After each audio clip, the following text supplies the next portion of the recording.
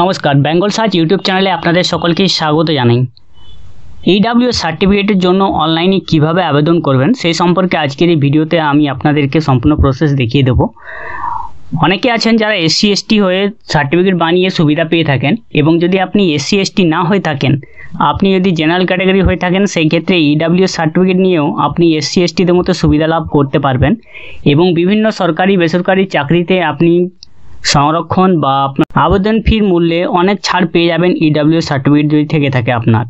এবং এই EWS certificate সকল ক্যাটাগরির মানুষই পেতে পারবেন, যারা নিম্নবিত্ত মানুষ, যাদের আর্থিকভাবে সচ্ছল নয়, তারাই কিন্তু ইডব্লিউএস সার্টিফিকেটের জন্য আবেদন করতে পারবেন। তো আজকের ভিডিওতে চলুন দেখিয়ে দিই কীভাবে ইডব্লিউএস সার্টিফিকেটের জন্য আবেদন করবেন, এবং অনলাইনে এই আবেদনপত্র শুরু হয়েছে। বেঙ্গল সার্চ ইউটিউব চ্যানেলে আপনাদের সকলকে স্বাগত জানাই। এখন অবধি যারা আমার চ্যানেলটিকে সাবস্ক্রাইব করেনি, সকলের কাছে অনুরোধ করবো চ্যানেলটিকে সাবস্ক্রাইব করে পাশে রাখা বেল নোটিফিকেশনটি অল সেট করে দেবেন। ফেসবুক পেজ থেকে দেখলে পেজটিকে অবশ্যই ফলো দিয়ে রাখবেন। ব্রাউজারে এসে সার্চ করবেন caste certificate wp.gov.in, caste certificate wp.gov.in। এই ওয়েবসাইটে চলে আসবেন, লিঙ্কটি ডেসক্রিপশন বক্সে দেওয়া থাকবে, সেখান থেকে ক্লিক করে সরাসরি ওয়েবসাইটে প্রবেশ করবেন।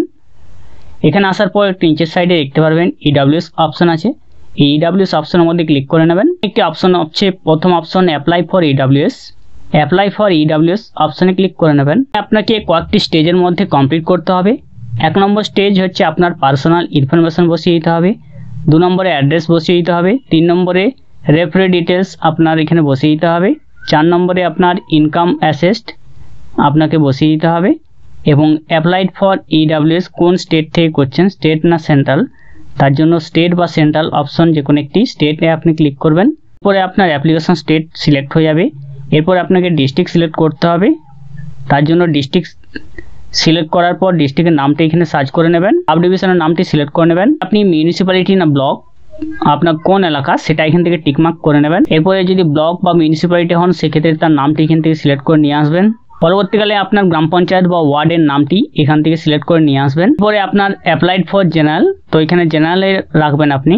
এরপর সিলেক্ট আপনি এখানে কোন ক্যাটাগরি জেনারেলে।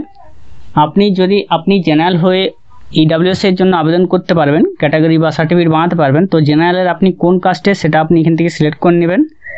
এখানে ব্রাহ্মণ, কায়স্থ, মহিষ্য, বৈদ্য সমস্ত কিছু আছে, তো আপনি এখান থেকে যে কোনো একটি সিলেক্ট করে নেবেন যেটা আপনার ক্ষেত্রে প্রযোজ্য। পরবর্তীকালে আপনার নাম, ফুল নেম আপনার এখানে বসিয়ে দেবেন। আপনার বাবা নাম এখানে আপনি ফুল নেম বসিয়ে দেবেন। আপনার মোবাইল নম্বরটি অবশ্যই দিয়ে দেবেন। আপনার ইমেল আইডি আপনাকে এখানে বসিয়ে দিতে হবে। যেগুলো স্টার মার্কস আছে ওগুলো অবশ্যই পূরণ করবেন। এরপরে ডকুমেন্টস, আপনার যে আধারটি আছে সেই আধার কার্ডের নম্বরটি এখানে বসিয়ে দেবেন। এরপরে আপনার রেশন কার্ডটি এখান থেকে সিলেক্ট করে নিয়ে আসবেন, কোন ক্যাটাগরির রেশন কার্ড সেটা এখান থেকে আপনি সিলেক্ট করে নেবেন। এরপরে সেই রেশন কার্ডের নম্বরটি আপনাকে এই ঘরে বসিয়ে দিতে হবে। বসিয়ে দেওয়া হয়ে গেলে আপনার ডেট অফ বার্থ এই ঘরে বসিয়ে দেবেন।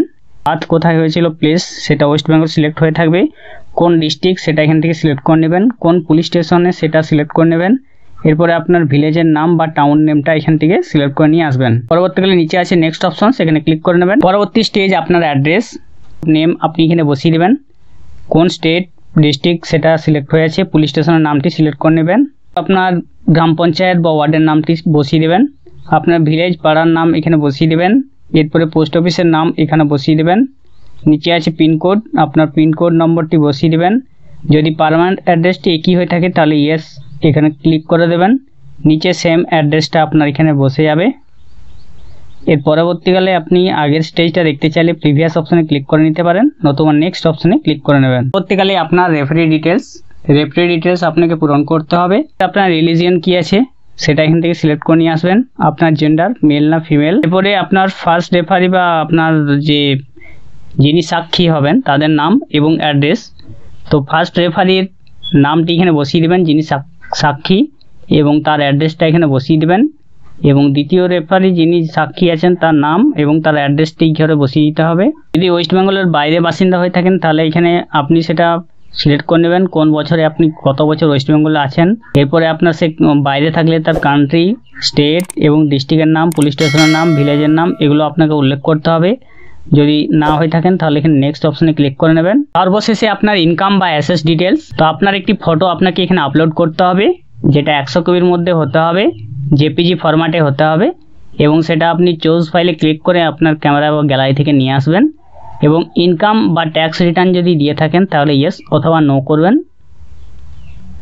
এরপরে ইনকাম বা অ্যাসেস ডিটেলস আপনাকে এখান থেকে সিলেক্ট করে নিতে হবে, কি ইনকাম করেন, কোন খাতে থেকে ইনকাম করেন। তো এখান থেকে আপনি সেই ইনকামের সোর্সটা আপনি উল্লেখ করে দেবেন। এখান থেকে উল্লেখ করতে হবে কতটা একরে আছে, কোন লোকেশনে আছে, ফাদার্স বা মাদার্সের কত একর আছে, কোন লোকেশনে আছে।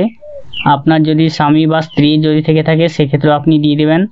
আপনার বাচ্চাদের থাকলে, চিলড্রেনের থাকলে সেটা আপনি দিয়ে দেবেন টোটাল কত একর, এবং রেসিডেন্সিয়াল প্লট কত একর আছে সেটা আপনি এখানে বসিয়ে দেবেন। এরপরে নিচের দিকে চলে আসবেন। নিচের দিকে যে ডকুমেন্টসগুলো আপনাকে দিতে হবে এর সঙ্গে, সেই ডকুমেন্টসগুলো আপনাকে সাবমিট করতে হবে হার্ড কপি।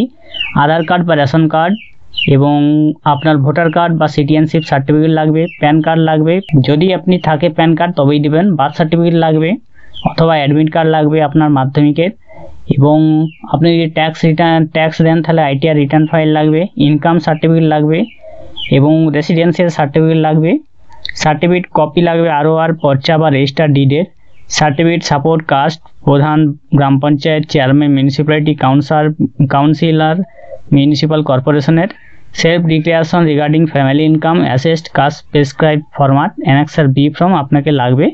সমস্ত ক্ষেত্রে আপনি এগুলো টিকমার্ক করে দেবেন, যেগুলো আপনি দিতে পারবেন সেগুলো টিকমার্ক করবেন, বাকিগুলো করার দরকার নেই। এবং নিচে আছে সাবমিট অপশন, সেই সাবমিট অপশনে সাবমিট করে দেবেন। সাবমিট করার পর আপনার অ্যাপ্লিকেশন সিরিয়াল নম্বর একটি দিয়ে দেওয়া হবে।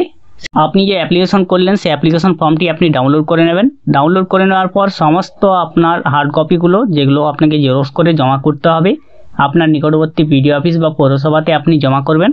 জমা করার আপনি 45 দিনের মধ্যে আপনি ইডাব্লিউএস সার্টিফিকেট সেখান থেকে পেয়ে যাবেন। আর ইডাব্লিউএস সার্টিফিকেট অনলাইনে এখন খুব সহজভাবে এনেছে সরকার।